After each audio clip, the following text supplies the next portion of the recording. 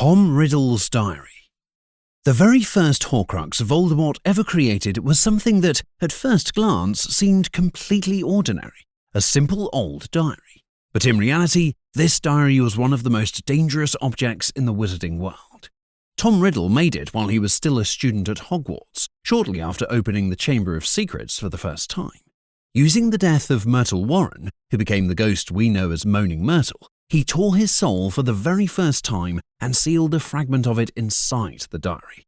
That murder wasn't random. Myrtle's death served as the key to unleashing the basilisk hidden beneath the school, a secret Riddle had discovered that no one else could. What makes the diary so unique among Horcruxes is that it wasn't just a container for his soul. It had a function. Voldemort designed it almost like a weapon or a trap.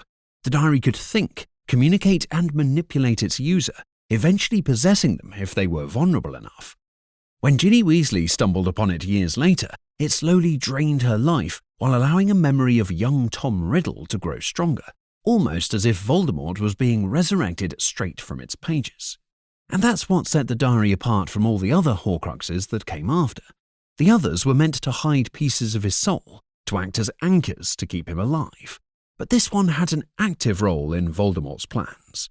It was a direct line back into Hogwarts, a way for him to continue spreading fear and chaos even if his physical body was gone. In a way, it was Voldemort's first experiment with immortality, a prototype for everything that came after. The destruction of the diary is just as important as its creation. When Harry stabbed it with a basilisk fang in the Chamber of Secrets, the Horcrux was obliterated, spilling ink like blood. It was the first Horcrux to fall, though no one fully understood what it was at the time. Dumbledore only later pieced together what had really happened, but that moment was historic. It proved that Voldemort's immortality wasn't perfect. His soul could be attacked. His so-called invincibility could be undone. Marvolo Gaunt's ring. The second Horcrux takes us into Voldemort's twisted family history. Marvolo Gaunt's ring wasn't just any piece of jewellery, it was an heirloom passed down through the Gaunt family, who were descendants of Salazar Slytherin himself. For Voldemort, it was perfect, something tied to his bloodline and his obsession with ancient wizarding heritage. However, the story of the ring is also intertwined with one of the darkest family betrayals in the wizarding world. Voldemort used the murder of his own father, Tom Riddle Sr., along with his grandparents, to split his soul again and turn the ring into a Horcrux. To Voldemort, killing his father wasn't just practical, it was symbolic. He despised his father for being a muggle, and this act severed any lingering ties to his human past. Here's the twist, though. The ring wasn't just a Gaunt heirloom. It actually held one of the Deathly Hallows, the Resurrection Stone. Voldemort didn't realize its true power. He only cared about its history and its value as a Horcrux. But when Albus Dumbledore eventually tracked it down, the ring nearly cost him his life. He destroyed it with the sword of Gryffindor, but not before it cursed him with a spreading blackened wound that no magic could fully heal. That curse set the clock ticking on Dumbledore's life, shaping everything that followed.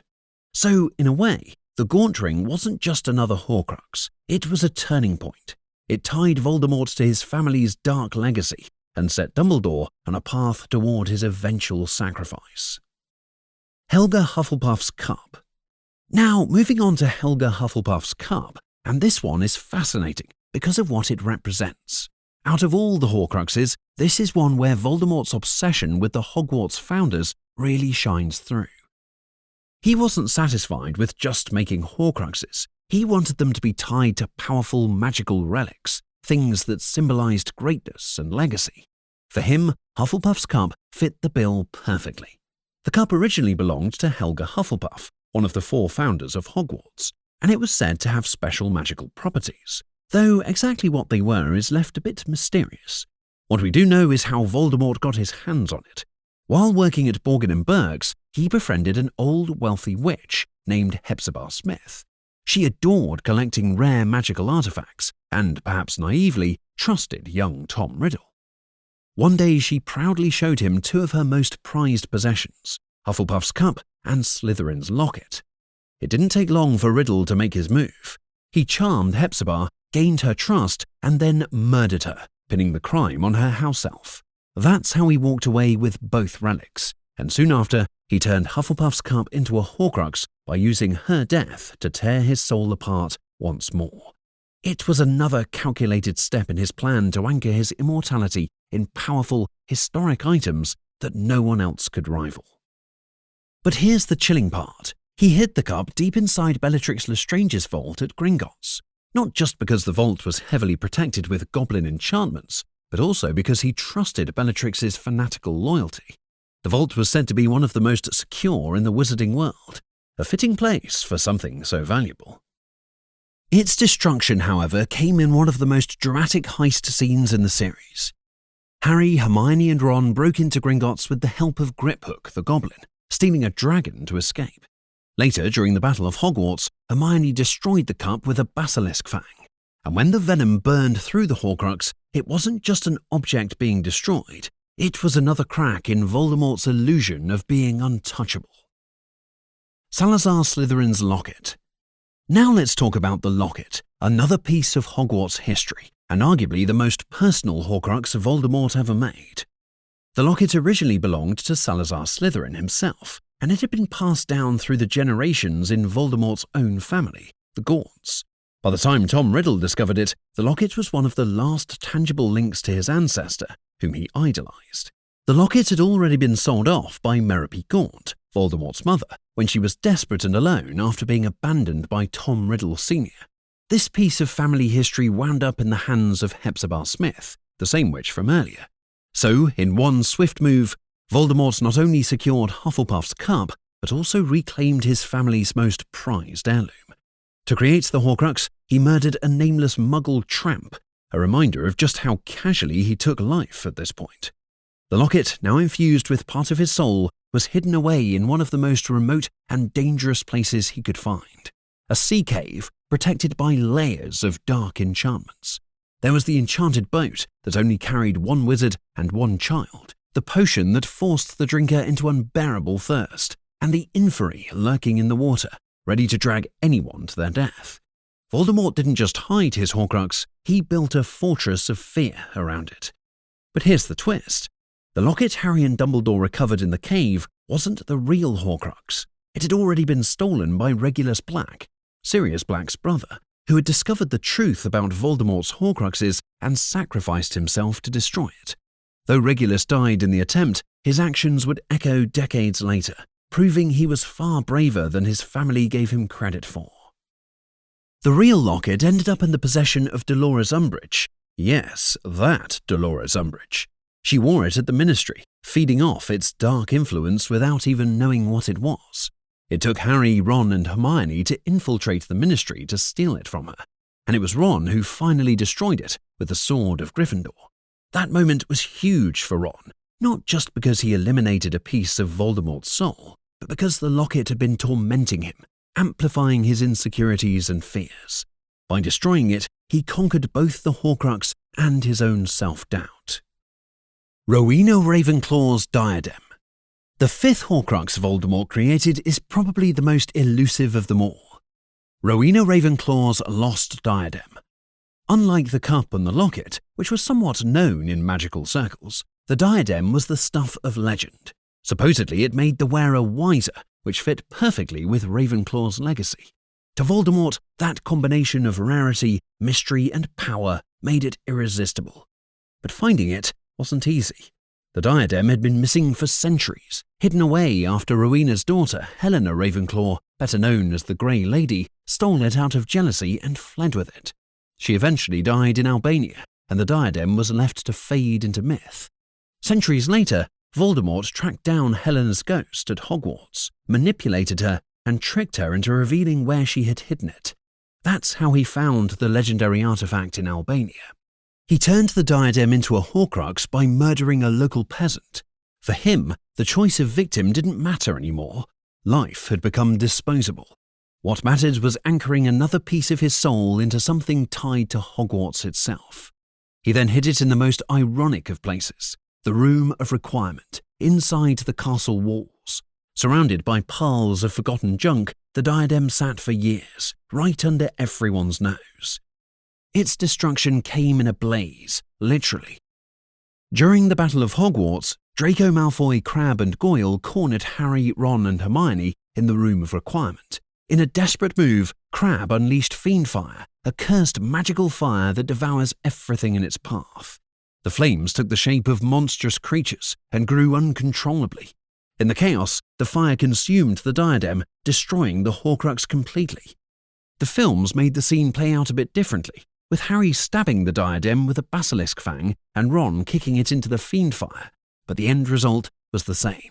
Either way, the destruction of the diadem showed just how fragile Voldemort's immortality really was. Something he thought was safely hidden away in secrecy was undone by the recklessness of a schoolboy. Nagini.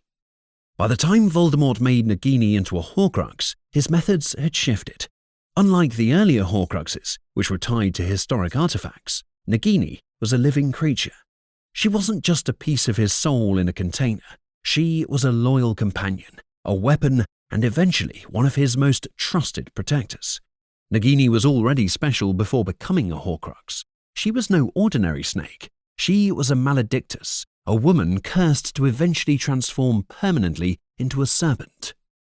We see more of her origins in Fantastic Beasts, but by the time Voldemort met her, she had already lost her human form. Voldemort saw her not just as a pet, but as an extension of himself. To make her a Horcrux, Voldemort killed Bertha Jorkins, a Ministry of Magic worker he lured to Albania.